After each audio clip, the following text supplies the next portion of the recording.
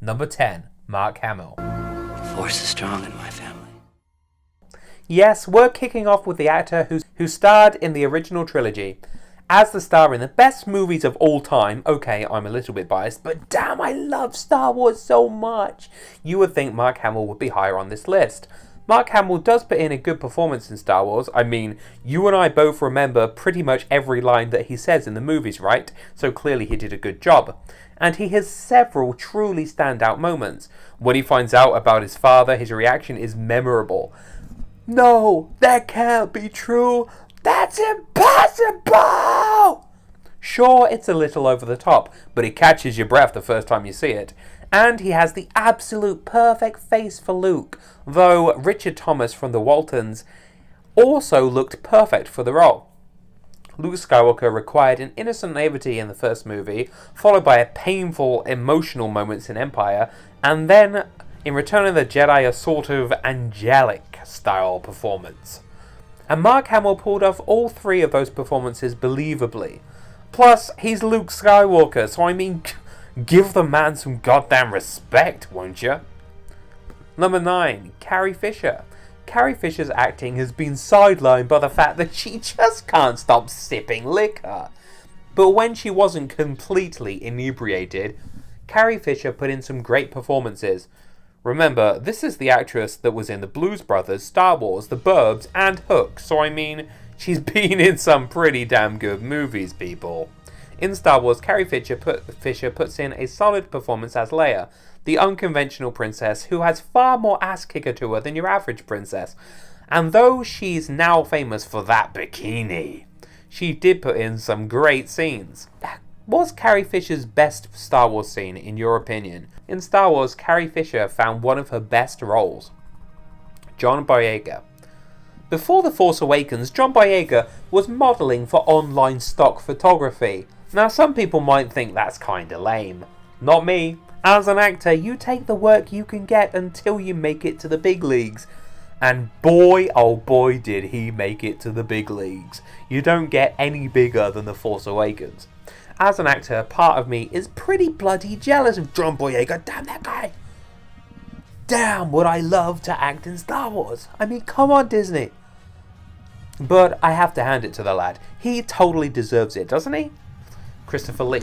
You remember that this list is entirely about performances in Star Wars rather than an actor's entire body of work, right?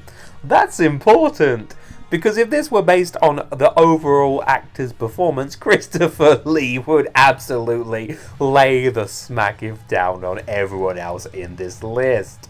He's been in over 250 movies, and he's amazing in like 95% of them. Except for Dracula, Prince of Darkness. Let's move on. In Star Wars, Chripher Lee plays a type of role that's very, very familiar to him. He's the strong-willed intellectual bad guy Count Dooku. That's pretty much Chripher Lee's go-to role. So right from the outset, Chripher Lee was not particularly challenged with this role at all. He'd already performed similar roles more than 100 times previously. But still, Chripher Lee's Count Dooku in Attack of the Clones is a great role and one of the most memorable characters in Star Wars, period. His voice is just so damn powerful as it booms like a kettle drum. And who could ever forget his lightsaber duel with Yoda? My skin was tingling at the cinema throughout that entire fight. Absolutely mind-blowingly bloody awesome. Ian McDiarmid. You know what some people say about Ian McDiarmid's performance as Emperor Palpatine? They say he's over the top. And here we come to the crucial factor about sci-fi and fantasy movies. Do you know why actors in sci-fi movies and fantasies don't usually receive rewards? It's because they're over the top and not realistic. Oscars, you can eat my scone. Saying that actors in sci-fis and fantasies aren't as good because they're over the top is the single dumbest argument in the entire world. Honestly, of course they're over the top. You rich-ass muppets.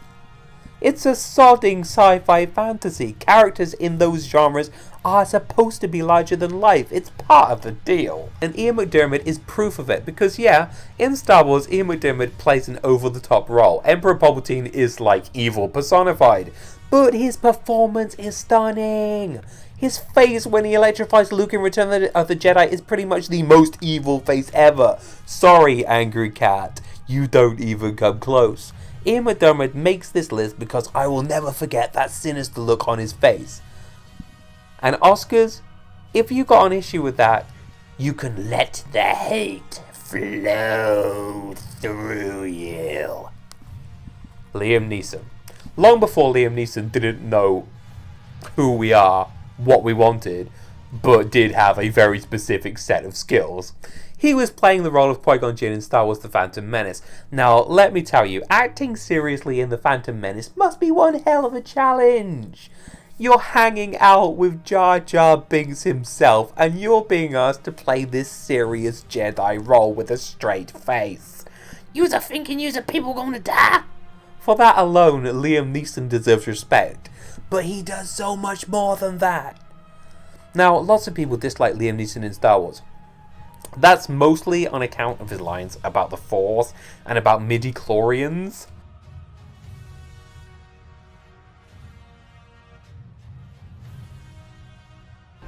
Midi-chlorians? Midi-chlorians? Midi-chlorians? But let's get this straight. It is not Liam Neeson's fault that he was handed a script full of holes that most Star Wars fans vomit in. Liam Neeson took the role George Lucas handed him and ran with it, and damn, what a good job. Samuel L. Jackson. So many people say that Samuel L. Jackson is too gangster in Star Wars.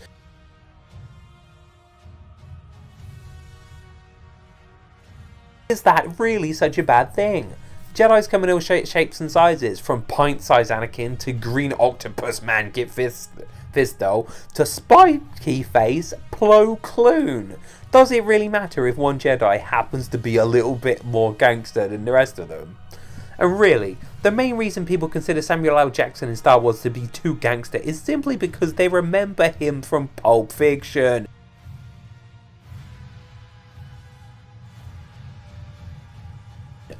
Different movie, people. Alec Guinness. Hello there. It's a well-known story that Alec Guinness did not want to be in Star Wars at first. George Lucas had to twist his arm because Alec Guinness thought that Star Wars was just too damn silly, isn't it? I mean, it's a movie about a bunch of magician-type people in space with this floating orb of death called a Death Star. That's not really an Alec Guinness type of movie now, is it? But it turns out that George Lucas knows the art of persuasion, or he knows how to Jedi mind trick people, because either way, Alec Guinness quite quickly changed his mind and gave us one of the best performances in any Star Wars. Obi-Wan Kenobi is without doubt the most believable of all Jedi. Why? Because he plays it so understated. He doesn't fall for the trap of going all pantomime-esque on us. Instead, he plays Obi-Wan like he would play a more serious role. Pardon me. Even while Alec Guinness is playing a fantastical hero character, he's keeping his performance as real as he would the most serious theatre role. And because of that, he comes across completely believable, so much so that when he dies, it takes your breath away.